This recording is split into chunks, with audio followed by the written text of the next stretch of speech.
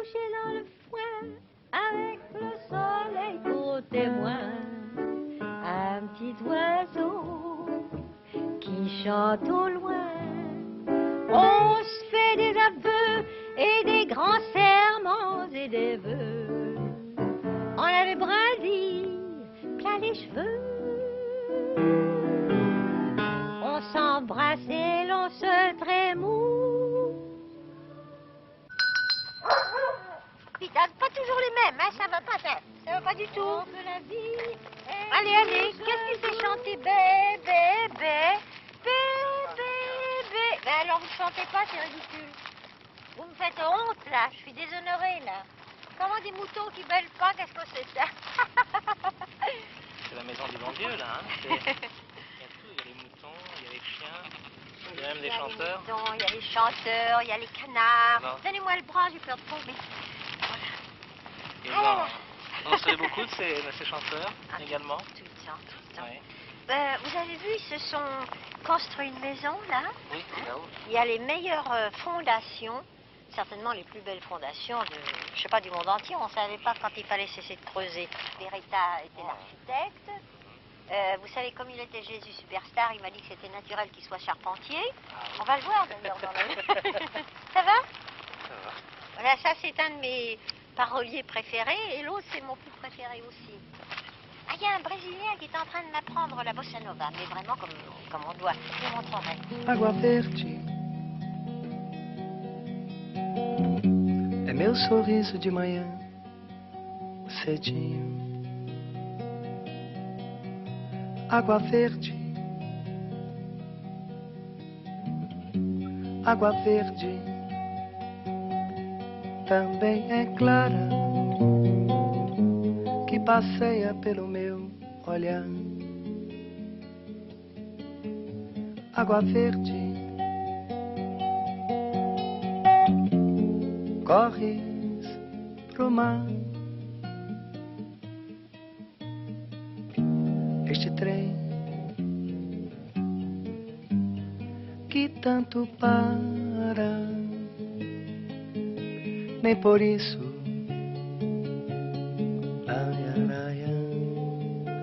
demoras a chegar.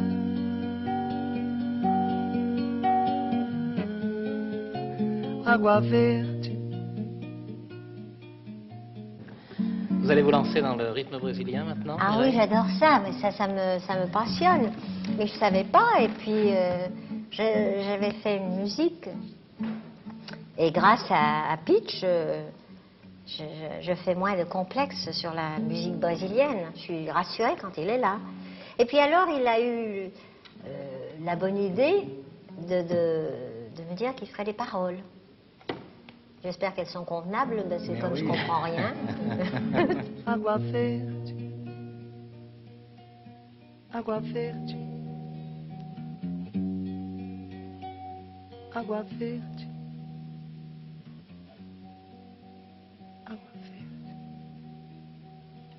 J'avais la chance d'avoir une mère qui avait une très belle voix de soprano, et elle jouait très bien du piano. J'ai commencé vraiment à jouer du piano à 3 ans. Mal, mais je jouais. Et après, je suis entrée aux petites classes du conservatoire, et j'ai travaillé avec le professeur Philippe. Je parle de la rue de Madrid, naturellement. Puis j'ai travaillé avec Marguerite Long, longtemps, et puis j'ai travaillé avec Jean Bacala. Enfin, j'ai eu la chance d'avoir des maîtres. Et puis à 15 ans, j'ai arrêté, je ne peux pas faire l'octave. Pour la voix, pour la chanson? Vous savez, je vous dis ça à vous seulement. Ça m'amuse maintenant quand les gens me disent « c'est extraordinaire, votre voix n'a pas changé ». Alors je me dis tout bas, c'est pas étonnant, j'en ai jamais eu.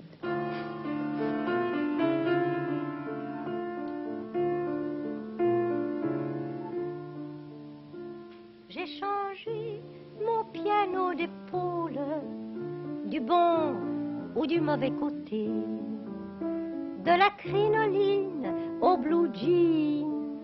Simplement, le temps a passé. Suis-je la même ou une autre personne? On a l'âge que les autres,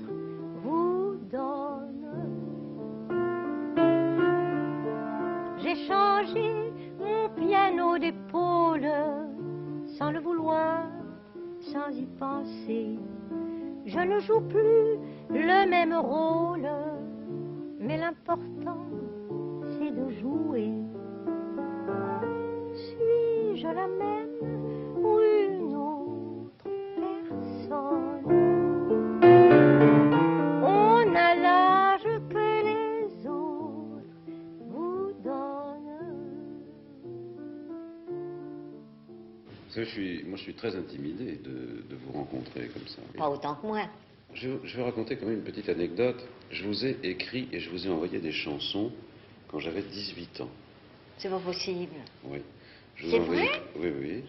Je vous ai envoyé des textes Qu'est-ce que que moi j'ai- je trouvais très beaux. Et j'avais rêvé autour de Mireille. Je m'étais dit, Mireille va trouver ça tellement joli qu'elle va mettre de la musique avec et ça va être un grand succès. Des tubes? Oui, on n'appelait pas ça des tubes encore. Non, non. Et j'ai reçu une lettre de votre secrétariat très très gentille qui m'expliquait qu'on ne pouvait rien faire avec ces textes parce que ça ne disait rien. C'est vrai? Est-ce qu'on vous a beaucoup écrit comme ça? Ah oui. Ah oui, oui. C'est très difficile. Vous voyez, si vous voulez bien essayer de reprendre le travail avec moi, ce que j'espère, je fais toujours la musique d'abord. Ça fera peut-être une chanson ensemble. Oh ben ça, je serais drôlement contente. Je voulais absolument que ce soit vous. J'ai tenu à ce que ce soit vous qui me parliez. You should be the interviewer, comme on dit en anglais. Je me demandais ce que vous alliez me poser comme question, justement. La chanson, Ah ben c'est ma vie. qu'est-ce que c'est la chanson? Oh, c'est bien, ils le savent tous. Sans la noisette, ce petit... Eh ben, monsieur le réalisateur, vous chantez pas? On le voit qui fait 3 petits tours dans le bois, puis il part au hasard en planant comme un lézard. C'est un vieux château du Moyen-Âge avec un photo à chaque étage dans toutes les chambres d'amis. Il y a des souris sous les lits. Si vous n'en voyez pas, c'est pourquoi. Vous êtes déjà venu hier soir, vous? Parce qu'il y a des rats, en effet, des rats comment? Des rats gros? Des rats gros comme ça, c'est un vieux château du Moyen-Âge avec un photo à chaque étage, c'est un vieux château. C'est le bobo. Qu'est-ce que c'était la chanson pour vous? Quand on dit aujourd'hui, comme Brassens et Trenet le disent volontiers, Mireille a ouvert la brèche à la révolution de la chanson. Vous avez conscience, vous, que vous avez révolutionné la chanson? Non. Vous savez, quand j'ai commencé, c'était couché dans le foin, par exemple. Personne n'en a jamais voulu, ça a duré 3 ans. On achetait ça au panier, en qu'est-ce que c'est? Personne ne chantera d'abord jamais ça. Il y a 36 mesures au lieu de 32, c'est pas carré, c'est rythmé. Et c'est ce jardinier qui boite, popo, padou. J'ai commencé à gagner ma vie à 14 ans, je dis ça parce que c'est important pour les jeunes. J'étais décidée à avoir mon indépendance, pas ma liberté, je ne sais pas ce que ça veut dire, mais mon indépendance à 14 ans. Je voulais gagner ma vie avec ce que je voulais faire. Et les parents étaient d'accord? Non. Papa n'a pas voulu, et maman non plus. Mon idée leur a déplu, mais tant pis, n'en parlons plus. Les enfants obéissants font tout ce que disent leurs parents. Papa n'a pas voulu, et maman non plus. Il y a eu bagarre. J'ai fait un pacte avec mon père.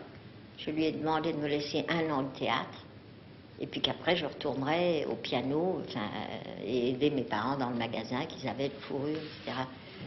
Et il a tenu sa parole, il fallait que je tienne la mienne, mais je suis tombée malade. J'ai eu la dépresse. À ce moment-là, ça s'appelait pas comme ça, la neurasthénie, là, je sais pas quoi.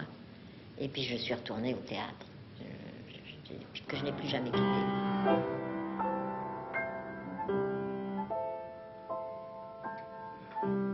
Puisque vous partez en voyage, puisque nous nous quittons ce soir, soir. Mon cœur fait son apprentissage. Je veux sourire avec courage. Vous avez posé vos bagages. Marche avant, côté du couloir. Et pour les grands signaux d'usage, j'ai préparé mon grand mouchoir. Le contrôleur crie en voiture. Le cochon, il sait pourtant bien que je dois rester, mais je jure que s'il le crie encore une fois, moi je viens. J'ai mon amour pour seul bagage, et tout le reste, je m'en fous. Puisque vous partez en voyage, mon chéri, je pars avec vous.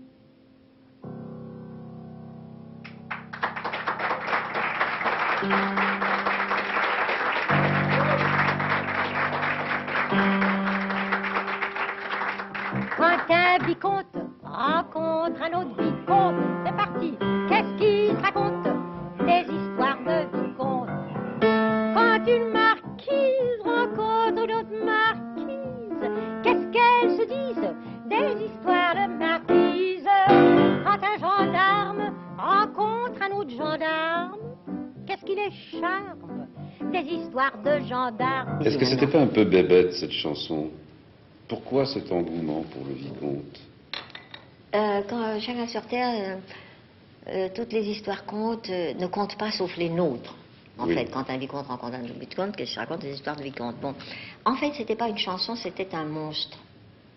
Vous savez, on fait des paroles, on dit n'importe quoi, qui permet aux musiciens de continuer sa musique. Et Jean Noin m'avait dit, quand une marquise rencontre une autre marquise, qu'est-ce qu'elles se disent? Boum, boum, quand un gendarme rencontre un autre gendarme, etc. Et là-dessus, j'ai fait ma musique. Je m'inventais des mots quand un tramway rencontre un autre tramway, n'importe quoi.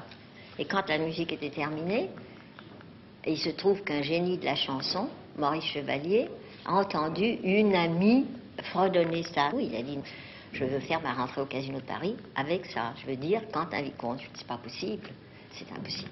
Et puis, c'est ce qui s'est passé.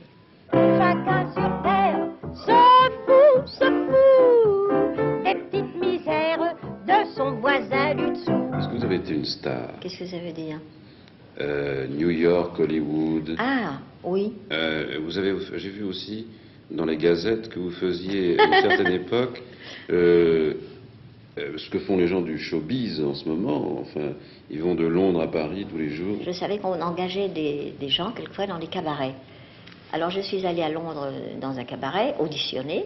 Ah bon, auditionner? Ah oui, auditionner, je me mettais au piano, je chantais. Et puis j'en ai fait 3 qui n'ont pas voulu, et un qui a bien voulu. Ça s'appelait le Café de Paris.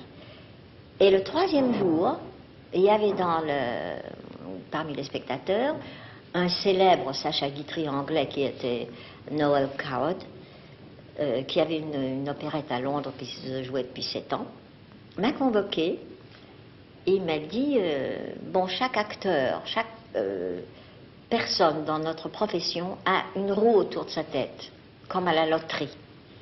Et il y a un numéro, vous savez, pour gagner du sucre, un canard, et tac, le numéro s'arrête. Il me faisait peur, j'avais, je sais pas, 18 ans.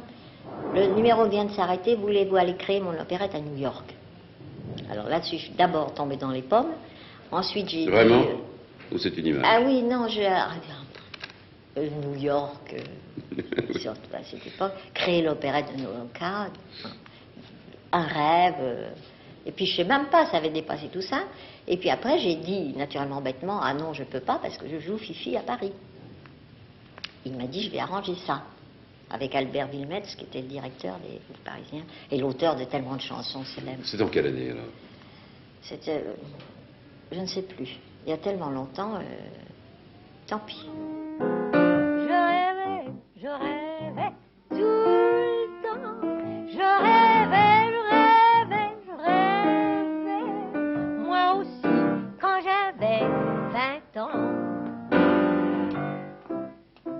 fini, c'est à peine la dernière des guerres.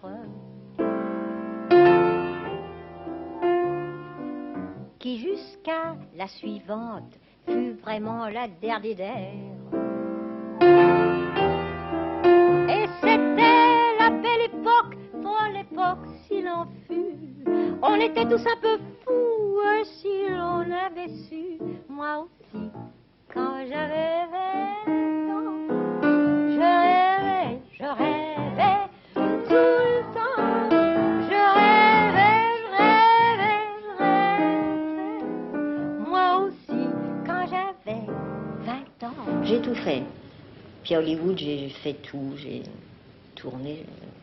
Enfin, je crois que j'ai pas arrêté depuis que j'ai l'âge de 14 ans. Est-ce que vous êtes senti à un moment donné de votre vie Les choses une artiste arrivent. adulée Non, rien ne m'a jamais monté à la tête parce que je trouve que c'est, je l'ai dit déjà, je le dis toujours, je suis comme un pommier. Alors bon, il y a les pommes, ça, il y a les années avec, les années sans. Je me suis arrêtée tout de même 5 ans. J'ai fait autre chose. Mais je n'ai pas cessé d'être active. Et puis, j'ai eu une grande chance, avec toutes mes chances. Il m'a épousée pendant 40 ans. 40 ans que je n'ai pas vu passer. J'en parle parce que je trouve que c'est pour les jeunes ou pour les couples ou pour l'avenir, je trouve que c'est important qu'on sache qu'il y a des gens qui peuvent vivre avec des métiers vraiment totalement différents l'un et l'autre. On a vécu 40 ans, je crois que c'était la même chose pour lui. Poupou, je ne les ai pas vus passer. Je l'embêtais avec mes chansons et lui ne m'ennuyait jamais avec ses écrits. Et voilà. Est-ce que vous avez pensé à lui tout le temps? Quand vous avez écrit ou quand vous chantez maintenant, j'écoute ce que tu penses, je t'écoute ne rien dire. Ah. Je pense tout le temps, je pense beaucoup. Je pense que d'ailleurs, il sait ce que je fabrique là. Il doit dire ma femme est folle, comme il le disait. Mais je pense qu'il serait content de me savoir à côté de vous. J'en suis sûre. Je vous en remercie. On peut prendre un peu de thé là, une seconde. Le 2, c'est une boulangerie. Le 6, c'est un brocanteur. Le 12, c'est une charcuterie. Le 16, un marchand de couleurs. Mais je me fous de la boulangère. Me fous du vieux brocanteur. Le charcutier m'a dit faire. Je suis froide dans le marchand de couleurs. Il n'y a que le 27 qui m'intéresse. Pour mon cœur, c'est la seule adresse. C'est là qu'habite Victor, ma faiblesse. Du trottoir, je peux voir sécher ses mouchoirs. Que cette maison-là m'est chère. Que j'aime sa porte cochère. C'est bête, je sens mon cœur qui s'arrête net devant le numéro 27. Je sais qu'au rez-de-chaussée habite un petit bossu, un professeur de lycée, loge à l'étage au-dessus. Au 3e, c'est un notaire, à droite, un vieux général, à gauche, un vétérinaire. Mais tout ça m'est bien égal, il n'y a que le 7e qui m'intéresse. Il n'y a qu'au 7e bien de l'ivresse. C'est là qu'habite Victor, ma faiblesse. Du bas de l'escalier, je vois son palier. Je grimpe en courant 4 à 4. Victor m'attend prêt à s'ébattre. Mon âme sœur n'a pas d'ascenseur. Je suis en nage quand j'arrive au 7e étage. Il a dans sa petite chambrette des tas d'objets de valeur. Portrait de Marie-Antoinette et des femmes nues en couleur.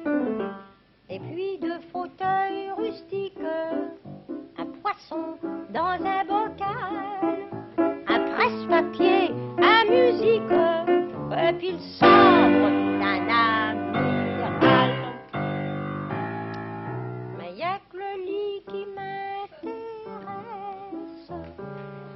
est un lit des galeries Barbès. C'est là que dort Victor, ma faiblesse. La luxure insensée me laisse glacée. Y a qu'une maison qui m'intéresse. Y a qu'un étage, y a l'ivresse. Y a qu'un lit dans Paris, mon ami m'attend là-bas. On reste rue des Agailles. Elle fait partie du paysage français au même titre que son mari Emmanuel Berle, que j'ai connu aussi par la suite.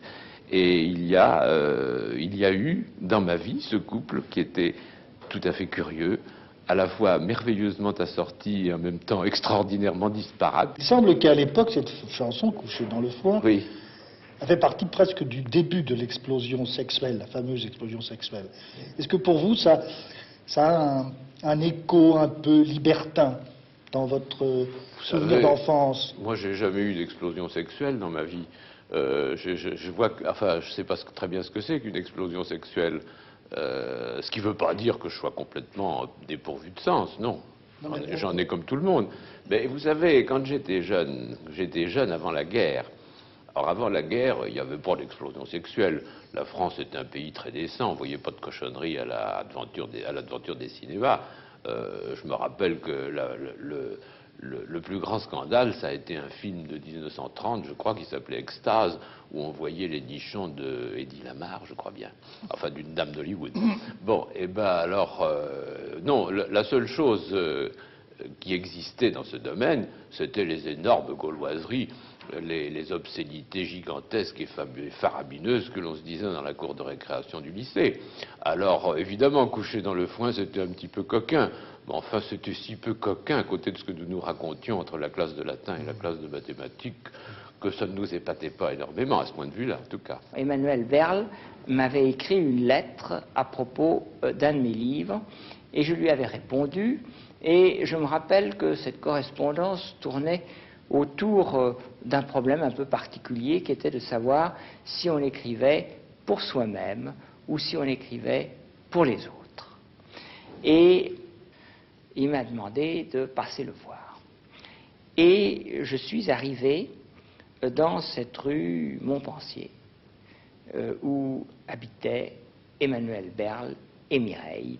La première fois, c'est Berle qui m'a ouvert la porte et j'ai parlé longuement avec Berle, qui était à son habitude, étendu sur son lit, en fumant un nombre incroyable de tout petits cigares.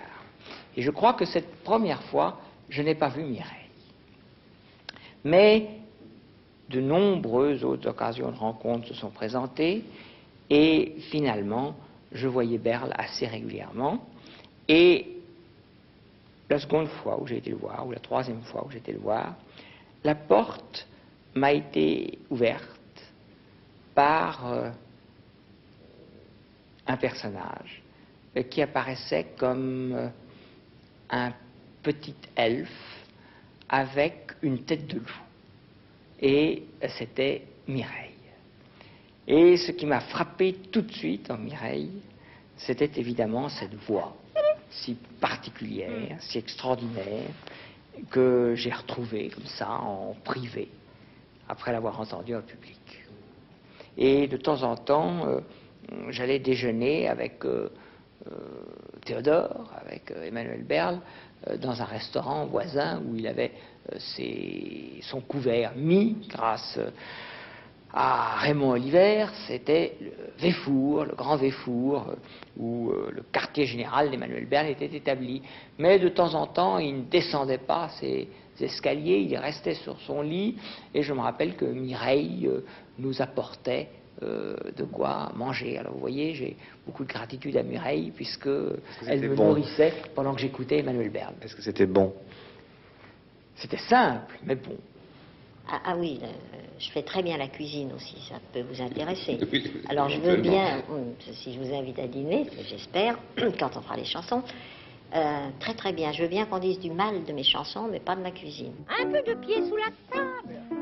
Eh bien, Mireille, c'est un personnage finalement qui est très intéressant, je trouve, dans le monde du spectacle, parce que c'est un personnage qui dure.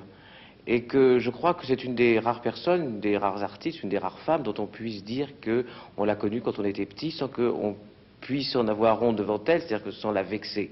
Parce que finalement, elle est restée très jeune. Mais ce que j'aime beaucoup aussi, c'est la préparation.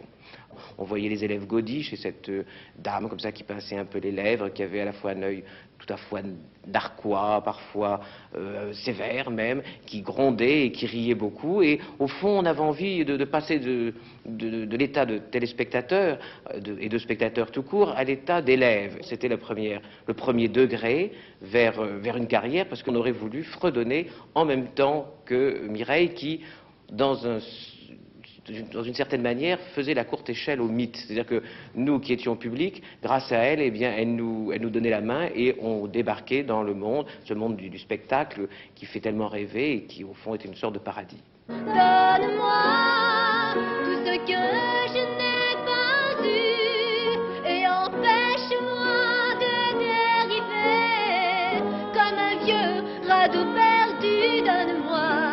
Donne-moi ce qui manque à mon décor. Malgré moi, j'ai besoin d'exister, de rêver, d'y croire encore. Merci.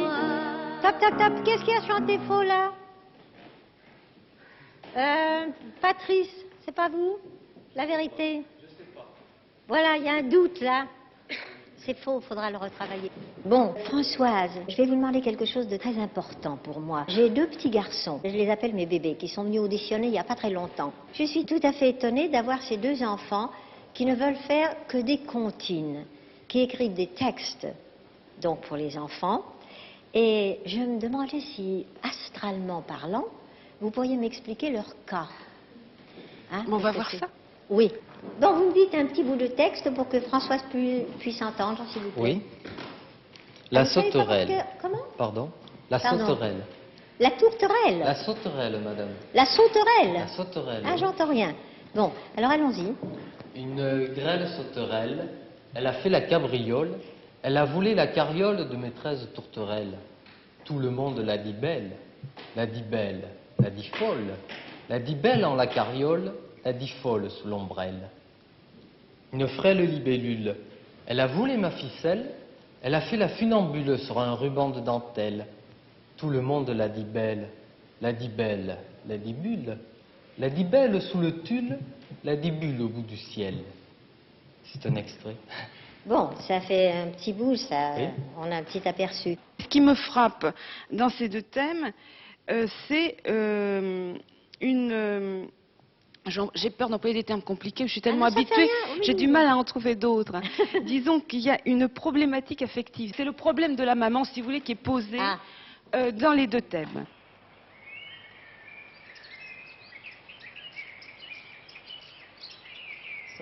Est-ce que vous n'avez pas fait vraiment un effort de trop grande complaisance envers les jeunes? Ils sont tous bien mignons avec vous, ils sont tous bien gentils.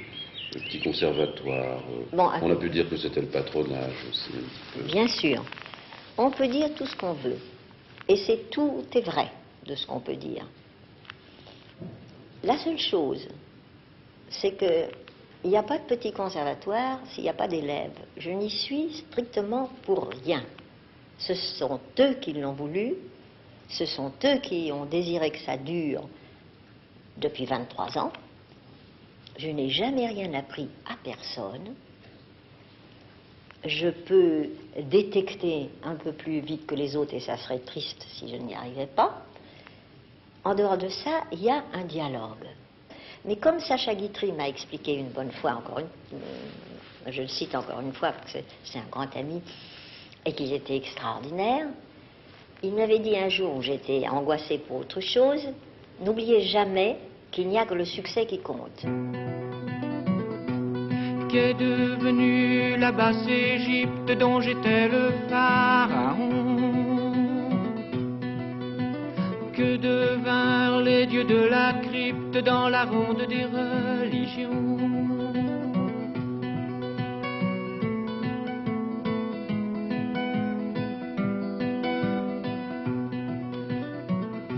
Car les profanateurs de sépulcres seront punis, je le dis. Les profanateurs de sépulcres seront punis, je le dis. Les profanateurs de sépulcres seront punis, je le dis. Et un beau jour, crac, plus d'endroit. Et un beau jour, plus crac, plus d'endroit, dehors. Dehors, Comme dehors. ça. Comme ça. Quelle explication donner? Oh, vous savez, quand on ne plaît plus, peut-être, je ne sais pas. Non, mais qu'est-ce qu'on vous a dit? Rien. Et puis, j'ai eu une grande chance, là encore. C'est à ce moment-là que j'ai été appelée, recueillie, par un jeune musicien que j'admire beaucoup, qui est Michel Berger, qui m'a dit, bon, bah, vous n'avez plus de conservatoire, tant mieux, vous allez maintenant vous remettre au piano, vous allez refaire des chansons, recommencer. Ce qui m'intéresse le plus dans Mireille, c'est pas forcément le petit conservatoire, c'est plutôt Mireille. Et je crois que le talent pur, ça, c'est vraiment exceptionnel, il y en a très peu dans une génération. Ça, c'est important. Est-ce que vous avez retrouvé un endroit? Alors j'ai été recueillie d'abord par la ville de Paris, trouvé un endroit, et bouh, les élèves, c'est revenu, c'est d'un petit peu tous les coins du monde. Je me demande aussi là comment ils le savent. Mon ami est premier vendeur, c'est à lui le rayon des odeurs, des savonnettes et des blaireaux. Il sent bon, il sent même trop. Chaque soir je m'en vais au-devant de lui, il me dit ça va bien aujourd'hui, d'une toute petite voix attendrie, et c'est pour ça que je suis sa amie.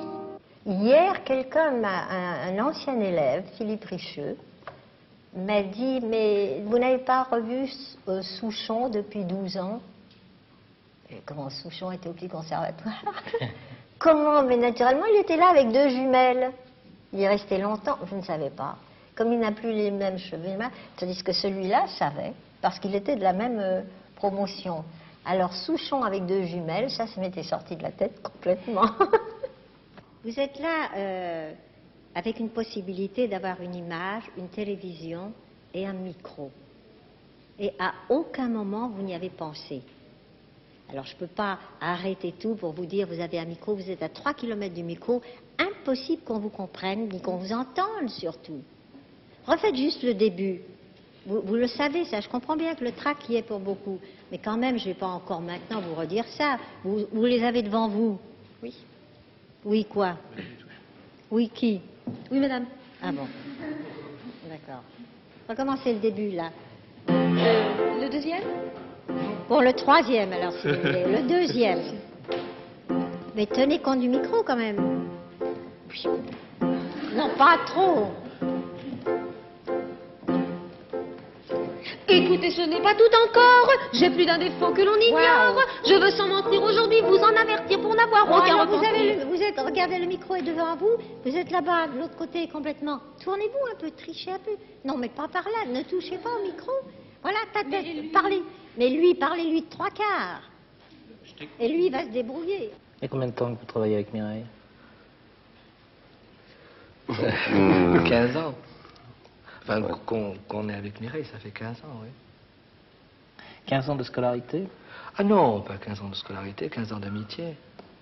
On a fait nos classes. Oui. Ensuite, nous avons essayé de nous envoler. Nous sommes cassés la figure. Oui. Nous sommes revenus. Nous sommes revenus. C'est l'éternel C'est un peu le nid, quoi. C'est un peu Oui. Ah oui, on aime beaucoup venir là. Ça paraît pas un peu bizarre pour un métier comme celui de la chanson, d'aller à l'école? C'est un métier comme un autre. Enfin, je pense. Quoi qu'on en dise, c'est un métier comme un autre. Il faut l'apprendre. Je veux dire, il y a plein de petits trucs qu'on ne peut absolument pas savoir lorsqu'on arrive de sa province. Mais il y a aussi un problème, c'est que quand on arrive, comme dit Daniel, de sa province, c'est formidable, tu chantes comme Yves Montand, il faut aller à Paris, tu vas faire une carrière. Et alors les débutants, enfin les amateurs arrivent, vont voir Monsieur Eddie Barclay ou je ne sais quelle autre personne pour faire une audition. Et s'ils ne sont pas bons, on ne les écoute plus jamais. Quand ils veulent un autre rendez-vous, ils n'en ont pas. Alors qu'en venant au petit conservatoire, on les écoute une fois, on leur dit ça va pas, il faut recommencer une deuxième, troisième ou quatrième fois. Et il y a tous les mois ou tous les 6 mois une audition publique. Et là, les gens du métier voient un produit pas fini, mais déjà prêt à être exploité. Et c'est beaucoup plus intéressant et le temps n'a pas été perdu. Et des élèves qui se sont fâchés avec elle? Je crois qu'il y a une époque où on se fâche tous, où on se fâche tous un petit moment avec Mireille. Mais vous, ça n'a pas été grave. C'est nous qui n'allons pas très bien à ce moment-là. Et puis, lorsqu'on a compris, on revient. L'air de rien sans faire de bruit, à coups de poing sur les i. Vas-y, t'en fais pas, Mimi. C'est vrai, elle est complètement axée sur l'avenir, c'est certain. Et puis sur la chanson, elle parle que de chansons tout le temps. T'en fais pas, Mimi, passe entre les gouttes, ou bien fais comme si tes larmes garde-les pour les crocodiles. Laisse glisser la pluie sur les tuiles, t'en fais pas, Mimi. D'ailleurs, vous ne pensez pas, vous ne doutez pas. Non. Mais ça me paraît aussi Logique. tout à fait logique. Bon, ça. Mais quelquefois, il m'arrivait d'être brusquement très pâle, blanche. Et Théodore me disait, qu'est-ce qu'il y a? Et je lui disais, je suis en train de réfléchir. Et il me répondait, arrête ça tout de suite. Qu'est-ce qu'on peut lui reprocher? D'être possessive. Elle voudrait toujours qu'on soit là, constamment, disponible 24 heures sur 24. Alors ça va, on est 4, donc on peut se relayer. Mais normalement, il faut... Pas uniquement pour nous 4, d'ailleurs. Oui. À partir du moment où elle aime quelque chose, ou les gens, elle les veut complètement. Et bon, c'est ce qu'on appelle l'amour. Et elle intervient dans votre vie privée? De temps en temps, un petit peu. Oui, mais... oui. Des fois, c'est nous qui la faisons intervenir. Ça lui plaît beaucoup de savoir qui fait quoi avec qui, comment ça se passe, est-ce que ça va bien. Ah oui, comme je dis, selon son expression, qui couche avec qui, ça adore. Vous n'avez pas l'impression un petit peu de rechercher cette possession que vous lui reprochez? On en a besoin tous, on a tous besoin de quelqu'un. Et je crois qu'on est tous seuls à Paris, je veux dire, on n'a pas nos parents et c'est un peu notre mère à nous. C'est un peu notre mère, on est un peu ses enfants.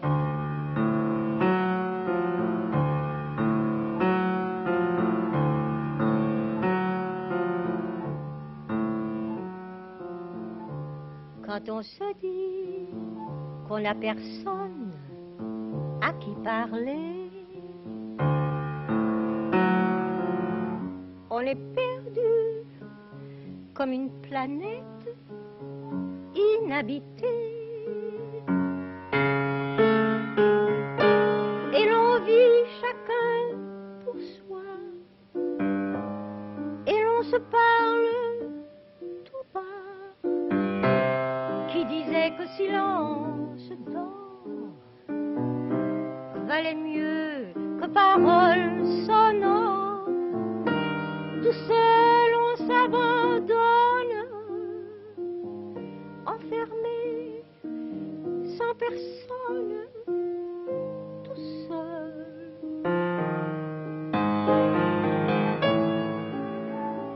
Tout seul, tout seul, tout seul. Toute une vie, toute une vie. La solitude, c'est une chanson sur la solitude, en fait. Oui, c'est un jeune qui a eu l'idée de ça. Et vous l'avez complètement oui. prise, Pour cette moi, chanson. oui. Je dis, elle est bien à l'intérieur de oui. vous, je crois. Oui. Vous éprouvez la solitude? Non. Vous en avez peur? Non plus. C'est très curieux ça, parce que j'ai peur de beaucoup de choses. Pas ça.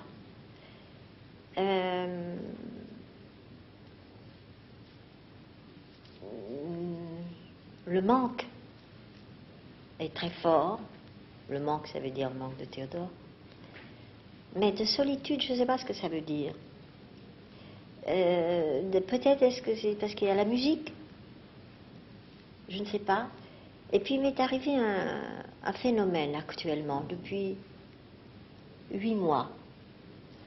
Je suis incapable d'écrire, sauf des notes. Et j'ai commencé à gribouiller, mais j'ai pas l'impression que ce soit moi. Alors ça m'occupe tout le temps, en plus de tout ce que je fais, j'écris. Enfin, j'écris, je peux pas dire j'écris parce que quand Théodore était là, je ne savais pas rédiger un télégramme. Je lui disais, je vais envoyer un télégramme, comment écrit-on? Et puis il y a 14 fautes d'orthographe et tout ça, ça l'amusait beaucoup. Donc mais j'écris. Une grande partie de la nuit, quand j'ai fini, oui, de ce qui s'est passé, comment j'ai ressenti la vie que je viens de passer. C'est très extraordinaire, c'est magique pour moi, ça me capte complètement. Est-ce que vous la verriez, c'est peut-être une hypothèse un peu gratuite, à l'Académie française? Vous allez m'attirer encore des problèmes et des difficultés, parce que je suis de ceux qui sont partisans de l'entrée de femmes à l'Académie, mais de femmes évidemment très soigneusement choisies, et pour le moment je m'étais un peu agité pour que Marguerite Yourcenar, vous le savez, entre à l'Académie française. Alors réglons d'abord le problème de Marguerite Yourcenar, c'est déjà suffisamment difficile, je vous assure, et puis ensuite on s'occupera de Mireille. Si j'avais une image de Mireille que je voudrais garder, c'est celle de Mireille passant sa tête par la porte et demandant à Théodore si tout allait bien. Il répondait que oui, et que tout allait bien. Est-ce que vous avez un meilleur souvenir ou un pire souvenir? Après la guerre, la première fois que j'ai rechanté, c'était pour les Alliés, et ça se passait à Berlin. On avait mis un chapiteau puisqu'il n'y avait rien, tout était démoli, c'était très très très impressionnant.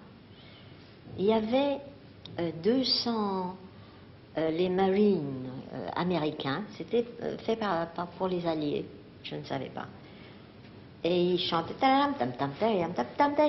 ils étaient 200. Après ça, il y avait les Anglais, les comment ça s'appelle, les Écossais. Oui. 300. Ensuite, il y avait les Russes. Ils étaient 400 sur des praticables, avec des voix extraordinaires. Ils chantaient les bateliers de la Volga. Voilà, 400 voix, vous imaginez. Et juste après, c'était moi. Bon. Alors, je voyais, pendant que les Russes chantaient, un monsieur qui allait des coulisses au chef d'orchestre, des coulisses au violon. À la fin, je demande à un interprète, mais qu'est-ce qu'il va lui dire? Alors, il lui dit qu'il ne chante pas assez fort, ces 400. Mercredi, c'était ma fête. J'avais le cœur tout content. Et j'entendais dans ma tête tous les refrains du printemps. J'avais été pour plaire à Jules, chez le grand coiffeur de Chatou. Mon Jules aime bien quand j'ondule.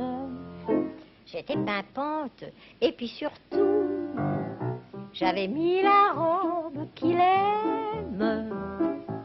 Un amour de robe, un poème. Une robe avec des festons et des tas de petits boutons et des petites fleurs sur le côté, avec un petit genre décolleté. J'avais l'air de chou à la crème, à tenter le diable lui-même. Jules est arrivé du bureau, et puis il a lu ses journaux. Il est reparti sans dire un mot. Quel chameau! Et voilà, les hommes, ma chère, on se donne pour leur plaire. Un mal fou va te faire l'air. Quand cesserez-vous d'avoir envie de séduire? Je sais pas. Je peux pas dire quand je serai vieille, puisque ça y est. Comment ça? Quand ça cesse tout seul, ça, non? Ou alors, j'en sais rien. Mais c'est amusant, oui. C'est amusant. J'y pense très tranquillement. Quelquefois, je me dis, il m'est arrivé de me dire, récemment, bien sûr, bon, ben alors j'ai fait ce que j'avais à faire, c'est bien. D'ailleurs, j'ai eu Jiquel aujourd'hui, ça y est, j'ai bouclé la boucle. Et voilà, mesdames, messieurs, mesdemoiselles, ciao, continuez bien. Mais sans tristesse, ça me semble naturel. Théodore en parlait beaucoup de la mort. Un jour, il faisait une émission de télévision d'ailleurs, et j'étais dans la salle de bain cachée. Pas exprès, mais je ne pouvais pas sortir, ça se trouvait comme ça. Et puis je l'ai entendu éclater de rire. Et quand même, je suis entrée en me demandant qu'est-ce qu'il racontait de si drôle. Et la personne qui l'interviewait me dit, nous sommes en train de parler de la mort. Il riait aux éclats. Alors, j'ai pas pu entendre le début. Est-ce que c'est lui qui m'a donné cette espèce de sérénité devant la fin de la vie? Peut-être. Au fond, c'était le bonheur parfait. C'est que moi, j'aurais voulu aussi, non pas être une dame et épouser un écrivain célèbre, mais je veux dire, retrouver cette chimie, cet équilibre, quoi, qu'en fait, dans un couple. C'est-à-dire, d'un côté, la culture, le talent le plus sérieux, le livre, quoi, on peut dire, la philosophie, la poésie, et de l'autre côté, l'insouciance et le spectacle. Au fond, alors là, je crois qu'elle va être très étonnée, mais dans un sens, moi, Mireille, au fond, c'est l'exemple réussi de ce qu'avait raté Marilyn Monroe avec Arthur Miller. Alors vous voyez, finalement, Mireille, pour moi, c'est justement un peu comme un film qui existerait, comme une pièce de théâtre qui existerait, qui serait une vie rêvée, et une vie rêvée, mais le rêve est en réalité, puisqu'au fond, on pouvait l'écouter, et on l'écoute encore, puisque Mireille chante encore. Tous les poètes, au clair de lune, depuis des siècles, font rimer blonde avec monde, brune et fortune, amour toujours, aimer, aimer. Caresse, ivresse et rose éclose, je veux changer toutes ces choses. Je ferai rimer s'il me plaît. Amour avec chapeau, toujours avec balai. Un sol d'habitude. Je veux aimer ce soir un jeune homme aux yeux verts. Si ses yeux étaient noirs, ça ferait un plus beau vert. Je veux le cœur en fièvre, l'embrasser sur les joues. Je devrais dire les lèvres. Mesdames, chacun son goût. Tant pis si c'est un crime, je me fous de la rime. Je veux le cœur en fièvre, l'embrasser sur les joues. Je veux jusqu'à demain lui caresser les pieds. Je devrais dire les mains, ça serait plus régulier. Tant pis si c'est un crime, je me fous de la rime. Je veux jusqu'à demain lui caresser les pieds. Ah. Alors, est-ce que vous avez des refuges? Il n'y a pas de Dieu dans vos chansons? Il y a le facteur, il y a... Non, on avait la porte à vie, on rentre, sorte, fermée jusqu'à le lit. Respectueuse, j'étais élevée dans le respect. Je respectais énormément mes parents aussi. Je vous ai dit que je faisais des petites prières. Croyante? Croyante, non, c'est pas tout à fait comme ça. Je couche dans l'horloge du vestibule. Mais je fais mes prières, les miennes. Alors il m'a dit, je vous aime, et il m'a mis sur ses genoux. Peut-être est-ce croire qu'il y ait quelque chose, Dieu. Oui, puisque sans doute je vais parler à Théodore. Alors, s'il m'entend, je dis toujours s'il m'entend, s'il est là, s'il croit, comment est-ce que ce serait possible autrement? Ou alors est-ce que c'est lui qui me fait faire ses farces?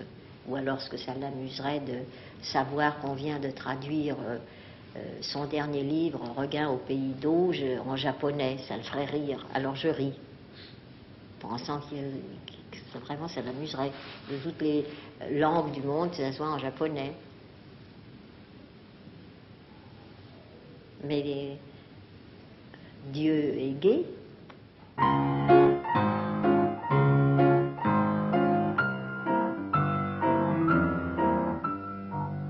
Plus personne n'a le temps de se coucher dans le foin.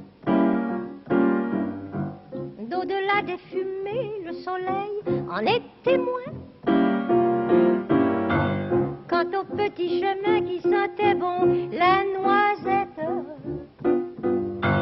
les noisettes s'achètent et les petits chemins couverts de macadam, on finit par rendre l'un.